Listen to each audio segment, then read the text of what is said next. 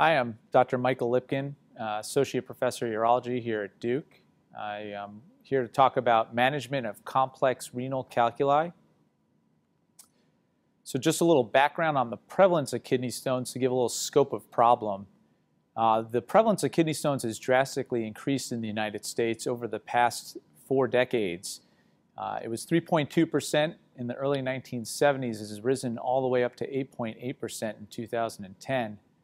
And when you look at specifically kidney stone procedures and hospitalizations, the discharges related to kidney stones has increased over 5% from 1997 to 2002 alone. And a scope of the cost of the problem in 2000, so over 15 years ago, the last time this was rigorously looked at, the total cost in managing kidney stones was $2.1 billion. So I want to talk about one of the extreme ends of kidney stone treatments, the treatment of more complex stones. And specifically, we'll be talking about large stones and staghorn calculi, as well as stones located in horseshoe kidneys.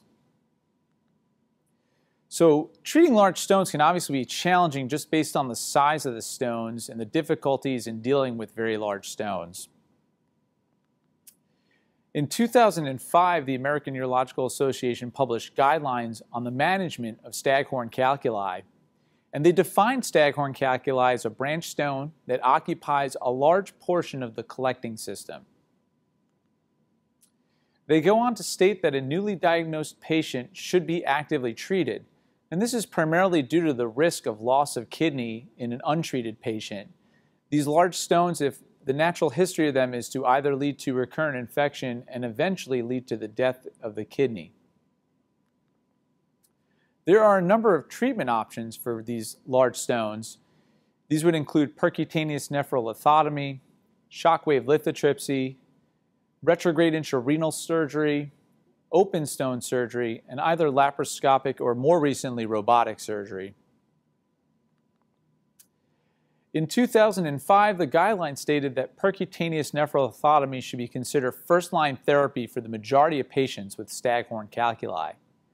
They recommended against shockwave lithotripsy as a monotherapy for the treatment of these stones, largely due to the need for multiple procedures and the low stone-free rates, which we'll look at in just a couple of slides. There are really no recommendations regarding the use of retrograde intrarenal surgery or ureteroscopy or laparoscopy due at the time to insufficient evidence. And I'll present some newer evidence that suggests that retrograde intrarenal surgery can be an effective modality for treating large intrarenal stones, perhaps not quite staghorn stones, but certainly stones greater than 2 centimeters. Again, this is data from the guidelines in 2005, and what this showed is that between 1994 and 2004, the stone-free rate for percutaneous nephrolithotomy improved, and for these very large stones was 78%. This was better than percutaneous nephrolithotomy combined with shockwave lithotripsy, and it was much better than shockwave lithotripsy alone, which had a stone-free rate of 54%, and this is even after multiple procedures.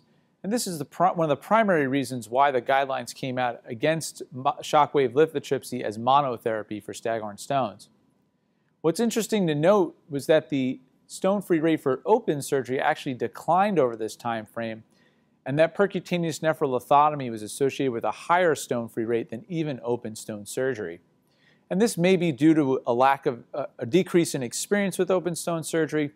It also may be due to the fact that in open stone surgery, it's sometimes difficult to remove peripheral calyceal stones, which are much easier to access and treat percutaneously.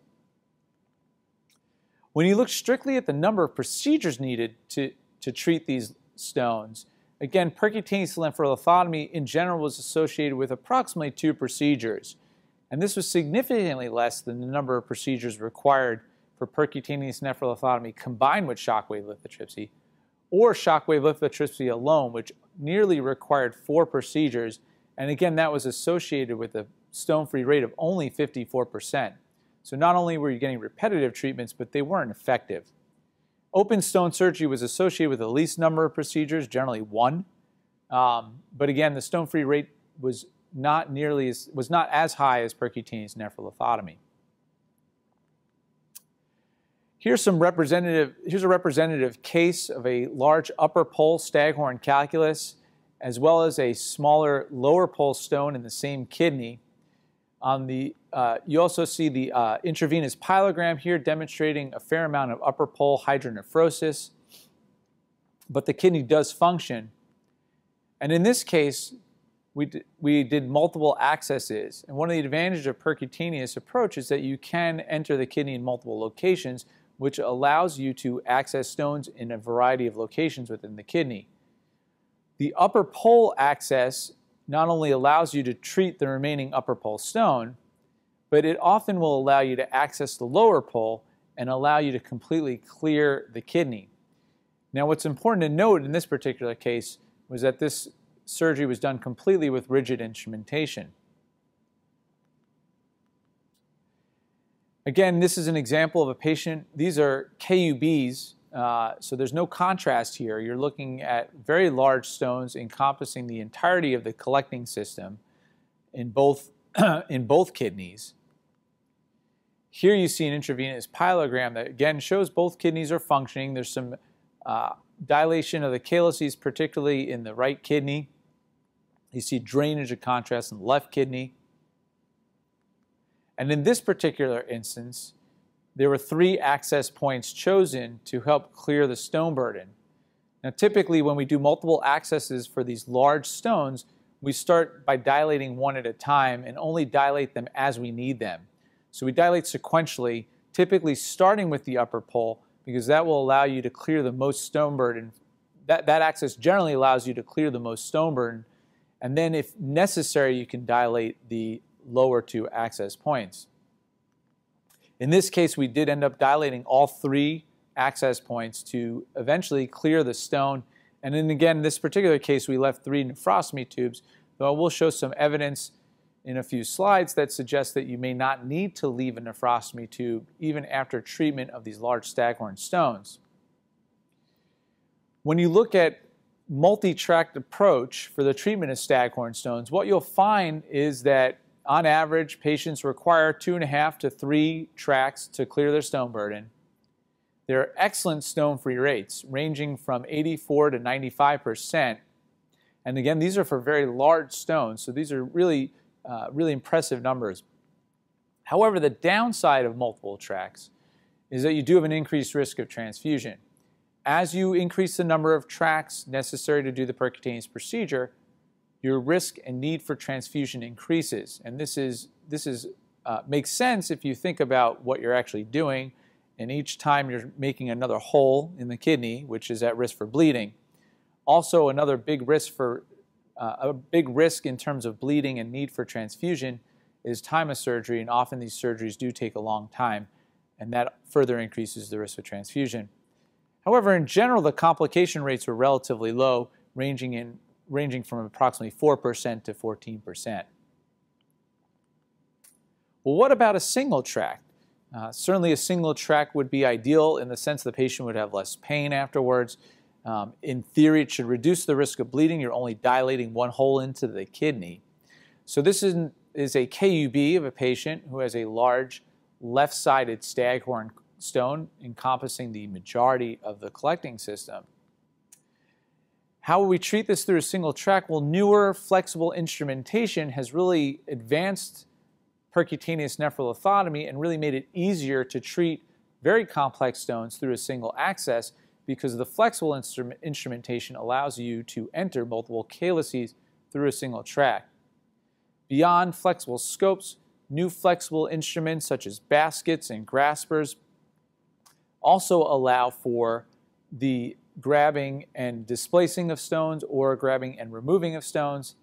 And then finally, the holmium laser, which is able to fragment stones of almost any composition, is also flexible and can be placed through a flexible scope, so that if there is a stone in a calyx that cannot be accessed by your rigid instruments, but you can see it with a flexible instrument, you can pass a laser and then fragment the stone and either displace it out of the calyx and remove it with your rigid instruments, or remove it with a basket. So in this particular case, we did obtain 2 accesses in anticipation of potentially needing them. We dilated the upper pole tract, We left a wire in our interpolar access just in case. And you could see here towards the end of the case that we were able to perform flexible nephroscopy, looking into the lower pole and really looking into the entirety of the kidney. And at the end of this procedure, we simply left a double J stent, and we did not leave a nephrostomy tube as the patient was deemed to be stone-free. In this case, you can do these cases tubeless. There's a fair amount of evidence to suggest that tubeless percutaneous nephrolithotomy is safe. And in this particular case, we did leave a double J stent since we were above the 12th rib. And in general, we do leave at least a double J stent when we were supracostal due to the small risk of an intrathoracic injury. And on post-op imaging, this patient was completely stone-free. You could see the scout image from his IVP on the right, demonstrating no evidence of stones. And you could see the delayed drainage films on the left, showing no evidence of obstruction and no filling defects. So clearly you can treat these staghorn and complicated stones through a single access point. The upper pole is usually the most advantageous access because it allows your rigid instrumentation to follow the axis of the kidney, and you'll get into the most calyces with your rigid instruments through an upper pole stick. These are some case series looking at single track treatment of staghorn stones. What you'll see is the stone-free rates range from 70% to 95%, so not quite as good as the multi-tract approach. However, there's a tremendous advantage and difference in transfusions. Here, the transfusion rate was about 2% in one series, and the other series, which were much smaller, they didn't have to transfuse anybody. And so the biggest advantage of a single tract is reduction in the risk of transfusions and potentially decreased pain for the patients. The complication rates were also relatively low and consistent with other series of percutaneous nephrolithotomies. And then again, in this case, the mean number of procedures was approximately 1.5. So a number of patients did require a second procedure. However, you could argue that a second procedure through the same tract or a staged ureteroscopy is maybe less risky or have less complications than a multi-stick perc. And it really depends on the stone configuration as well as the patient. This is a study looking at tubeless percutaneous nephrolithotomy. Again, there's been a lot published and written about tubeless percutaneous nephrolithotomy for stones in general. In general, it is safe.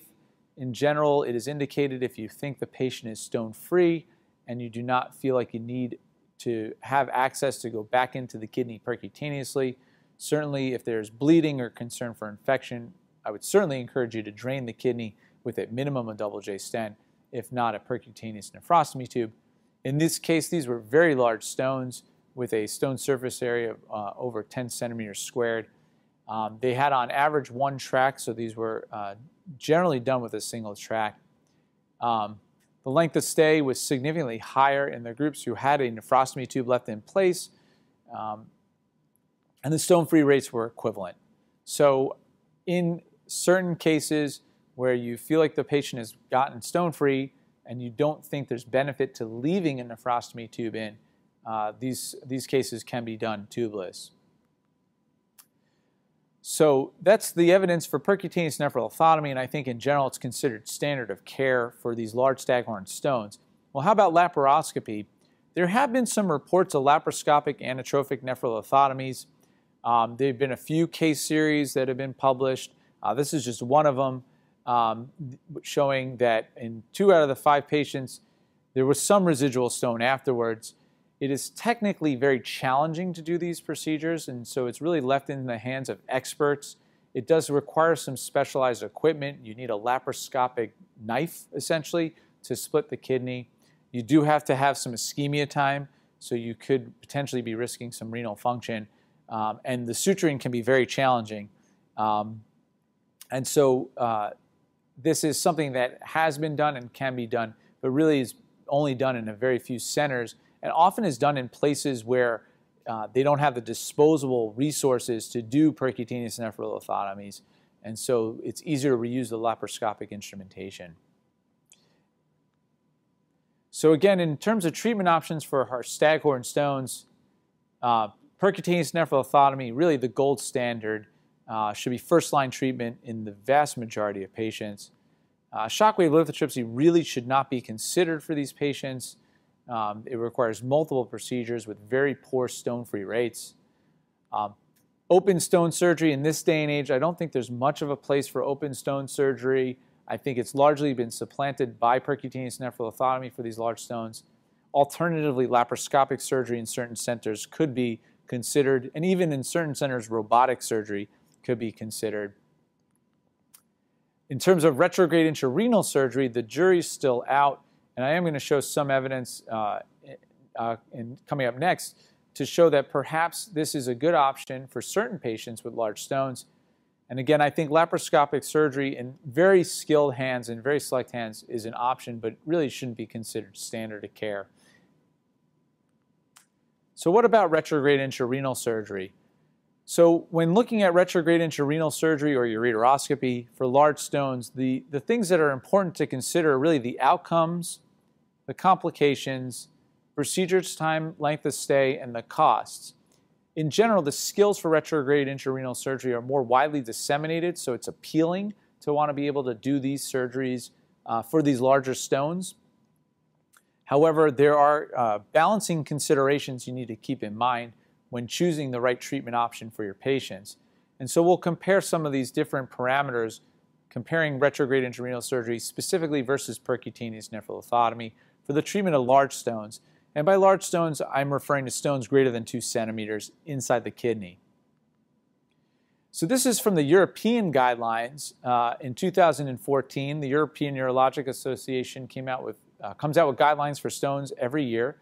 And so they clearly state that retrograde renal surgery cannot be recommended as first-line treatment for stones greater than 20 millimeters, for which stone-free rate is decreasing and stage procedures have become necessary. They do go on to say, however, that it can be successful in experienced hands or in high-volume centers. And I think as the skill set for ureteroscopy becomes more and more commonplace and urologists become more and more facile with flexible ureteroscopy, I think this is going to be an area where there's a growing indication for treating these stones. So when you look specifically at the outcomes comparing retrograde intrarenal surgery versus percutaneous nephrolithotomy, this was a matched pair analysis looking at patients who had stones between 2 and 4 centimeters in size. And what they found was that the complication rates were actually fairly equivalent. However, the stone-free rates were significantly greater in the percutaneous nephrolithotomy group, 91% versus 73%. However, when you included the second stage retrograde intrarenal surgery, the stone-free rates approached 88%, which is very close to the stone-free rate with percutaneous nephrolithotomy. Again, when you look specifically at stones greater than 2 centimeters, here again you could see that the stone-free rate was 75% for retrograde intrarenal surgery as compared to 94% for patients with percutaneous nephrolithotomy. So again, not quite as good as percutaneous nephrolithotomy, but not terrible stone-free rates, and these can often be improved with a stage procedure. There was recently a meta-analysis comparing trials looking specifically at retrograde intrarenal surgery and percutaneous nephrolithotomy for these large stones. And when you look at the meta-analysis, the overall analysis favors percutaneous nephrolithotomy for stone-free rate. And this is really irrespective of number of procedures. However, there's more to it than just stone-free rate. Another important consideration when counseling patients on their stone treatment is complication rates. And so again, when you look at a randomized controlled trial of patients with stones greater than 2 centimeters who are randomized either to percutaneous nephrolithotomy or retrograde intrarenal surgery, what you find is that the transfusion rate was only 3% in retrograde intrarenal surgery, and I would argue that that actually sounds awfully high to me. It's fairly rare that you have to transfuse somebody for retrograde intrarenal surgery. However, it was 15% in percutaneous nephrolithotomy, and this was significantly higher. When you look at infectious complications, this was from a review article in 2009 comparing infectious risks of different stone treatment modalities. And you could see that percutaneous nephrolithotomy is associated with bacteria in up to 35% of patients, which is similar to ureteroscopy. However, when you look at SIRS and bacteremia, the rates in percutaneous nephrolithotomy are much higher than you would expect after ureteroscopy.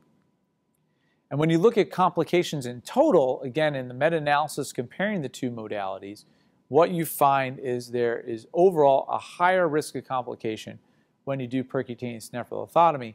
And some of the complications when you do percutaneous nephrolithotomy can be fairly significant: adjacent organ injury, intrathoracic injuries. And so in general, I would say complications favor retrograde intrarenal surgery, and this has to be balanced by the number of procedures needed, which we'll discuss in a moment, versus the relatively lower stone-free rate, and you're really balancing complications versus possible need for multiple anesthetics. So specifically looking at the number of procedures, again, randomized controlled trial, the retreatment rate for percutaneous nephrolithotomy was 6% as compared to 13% for retrograde intrarenal surgery. And this, even with this retreatment rate for retrograde intrarenal surgery, there was still a much higher stone-free rate for percutaneous nephrolithotomy. When you look at a number of studies looking at the number of procedures needed to treat these very large stones and stone-free rate, what you find is that in order to get an acceptable stone-free rate in general, you need multiple procedures. Certainly the study with the highest stone-free rate here had the highest number of procedures. And the reason for this is really has to do with visualization. With retrograde intrarenal surgery, you're using smaller instrumentation. With these very large stones, at a certain point, your visibility is compromised, and often you need to stop, place a stent, and come back a second time to clear the remainder of the stone. When you look at a systematic review of studies of retrograde intrarenal surgery specifically for stones greater than 2 centimeters, they found that the mean number of procedures was 1.6 with a stone-free rate of 93%. So again, in order to get these patients cleared, you do need to do multiple procedures. However, you can argue that the risk of a second ureteroscopy may be lower than the risk of a single percutaneous nephrolithotomy. Certainly, the retrograde intrarenal surgery will, in general, be associated with fewer significant complications. When you look specifically at operative time, this actually favored, again, percutaneous nephrolithotomy as compared to retrograde intrarenal surgery. So in general, it takes less time in the OR to treat these stones percutaneously than it does ureteroscopically. And then finally, there's a financial consideration, and part of that has to do with length of stay. In general, in the United States, retrograde intrarenal surgery is done as an outpatient procedure. So the length of stay is less than 24 hours. It's often just a few hours. Percutaneous nephrolithotomy in most academic centers is associated with at least a one-night stay in the hospital. There are reports of people doing them as an outpatient, but in general, the patient's going to stay at least one night and sometimes longer.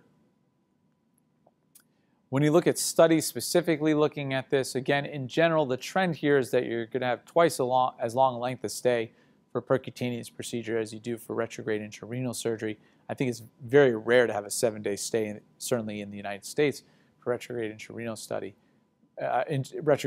surgery. However, again, you'll note that really the trend is that you're going to stay longer for percutaneous nephrolithotomy, and this does add cost. And when you look at a meta-analysis, again, the length of stay, retrograde intrarenal surgery is associated with a much shorter length of stay. And finally, there's been one cost analysis comparing percutaneous nephrolithotomy to retrograde intrarenal surgery for these large stones. What's important to note in this cost analysis is that the stone-free rate for retrograde intrarenal surgery was quite poor, and a number of patients who underwent percutaneous nephrolithotomy underwent a second stage procedure, a lot more than for retrograde intrarenal surgery. And this is the opposite of what you typically see. And so what they saw was a significant cost increase for percutaneous nephrolithotomy, largely due to the need for second procedures and largely due to the inpatient hospitalization costs. So compared to P&L, retrograde intrarenal surgery is associated with lower stone-free rates after a single procedure, less complications, increased number of procedures, shorter length of stay, and less cost. So there's a balance here. And so certainly in certain patients, it may be beneficial to consider retrograde intrarenal surgery for these large stones. So finally, I'm going to touch upon treatment of intrarenal stones in a horseshoe kidney. And as we know, horseshoe kidneys are relatively rare, but they do have a high incidence of stones. The treatment options are the same as they would be for native kidneys. You could do shockwave lithotripsy, you could do percutaneous nephrolithotomy, and you could do ureteroscopy or retrograde intrarenal surgery. There are a number of anatomic considerations that you need to keep in mind when treating stones in a horseshoe kidney. The primary of which are that the renal pelvis lies anterior, so it's not medial, it's anterior, which is important when considering retrograde intrarenal surgery in particular. The calyceal anatomy is also abnormal, with the upper pole being the most posterior and being very medial, and the lower pole being very anterior or medial, and the lower pole can be quite difficult to access either with retrograde intrarenal surgery or even sometimes percutaneously. And percutaneous access is almost always best in the upper pole. There's usually a high insertion of the ureter, again, which can make passage of fragments challenging after shockwave lithotripsy, and the ureter is often tortuous or windy. So there have been a number of series looking at shockwave lithotripsy in horseshoe kidneys, the largest of which had 64 patients. The stone-free rate was 26%, so it's fairly abysmal. After auxiliary procedures, it was 73% at 3 months. And on multivariate analysis, they showed lower BMI and upper pole location were the only predictors of success. Now, lower BMI is a predictor of success for shockwave lithotripsy in all comers. The upper pole location of the stones was likely because it facilitated passage of the residual fragments. When you look at a large review of all the series of shockwave lithotripsy for treatment of stones in horseshoe kidneys, and these range in size from 1 to 2 centimeters and some even smaller, what you see is there was a total of 342 renal units, and the stone-free rate ranged from 12.5% to 100%, so a really broad range in reporting of stone-free rate. But the overall stone-free rate was only 53%. So by and large, shockwave lithotripsy is not very effective for the treatment of stones in a horseshoe kidney. So what are our alternatives? Well, percutaneous nephrolithotomy would certainly be an alternative. Here are 2 studies looking at percutaneous nephrolithotomy in horseshoe kidneys. You can see that in both cases, the stone-free rates approached 90%. There were needs for ancillary procedures, including stage percutaneous nephrolithotomies. However, as I spoke earlier, even with these ancillary procedures, the stone-free rate of shockwave lithotripsy was still only approximately 70%. And the complication rates are consistent with what you would see for percutaneous nephrolithotomy in non-horseshoe kidneys. And so this is a more invasive approach, but it certainly is associated with a higher stone-free rate. What about staghorn stones in horseshoe kidneys? Well, there was one multi-institutional case series looking at staghorn stones in horseshoe kidneys. Specifically, they looked at 17 renal units. They required a mean of 2.1 tracts, and they had a stone-free rate of 82%.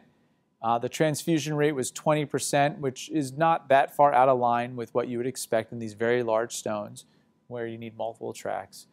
And they required secondary procedures in 29% of the patients. So by and large, the data is consistent with what you would see in native kidneys.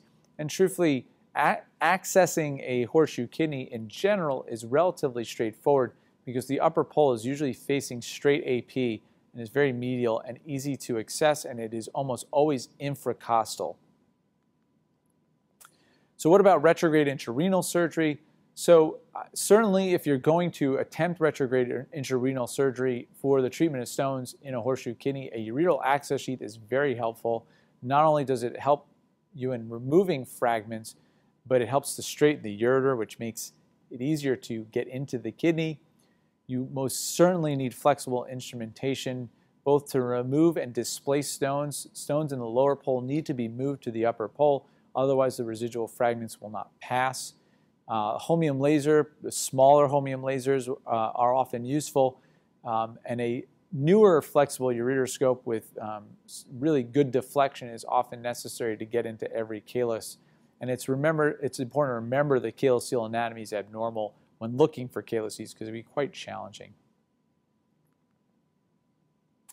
There have been some series looking at retrograde intrarenal surgery for stones in a horseshoe kidney. Here they required 1.5 procedures per patient. These were relatively large stones, 16 millimeters. Again, the stone-free rate was 88%, so certainly this is something that can be done and can be done safely. The complication rate was 12%. Again, lower than percutaneous surgery, which is what you would expect. And I think this is a reasonable option in patients who either are not candidates for percutaneous nephrolithotomy or for surgeons who are not comfortable performing percutaneous nephrolithotomy. So in conclusion, for staghorn stones, really the first-line treatment, the treatment of choice should be percutaneous nephrolithotomy. A multi-tract approach is safe and efficacious. However, you do need to counsel patients. They have an increased risk of transfusion. A tubeless approach can be considered in both a multi-tract approach or a single-tract approach. And a single-tract approach can be attempted for certain stones, often through an upper pole access. In terms of retrograde intrarenal surgery for these very large stones, it's a reasonable alternative to percutaneous nephrolithotomy. However, the stone-free rate will be lower after a single procedure, and it is really critical to counsel your patients that they are likely going to require multiple stages. And this is really an ideal treatment for patients who have an absolute indication to be on a blood thinner, an anticoagulant, an antiplatelet agent, which is becoming very commonplace. In those patients, they have a high risk of bleeding from percutaneous nephrolithotomy. And with retrograde intrarenal surgery, you could actually continue the antiplatelet or anticoagulant agents and still perform the surgery successfully and have a very low risk of bleeding. There are generally lower complication rates for retrograde intrarenal surgery than percutaneous nephrolithotomy.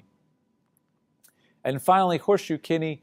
In general, percutaneous nephrolithotomy should be the treatment of choice for intrarenal stones, particularly for larger intrarenal stones, stones that are 1.5 centimeters or bigger. Shockwave lithotripsy really should only be considered in very select cases, perhaps upper pole stones, smaller stones. Ureteroscopy or retrograde intrarenal surgery is a good alternative for smaller stones and is also a good alternative in patients, again, who are not candidates for a percutaneous approach. However, there's a higher rate of secondary procedures with retrograde intrarenal surgery, and there's also potentially a high rate of secondary procedures even for percutaneous nephrolithotomy.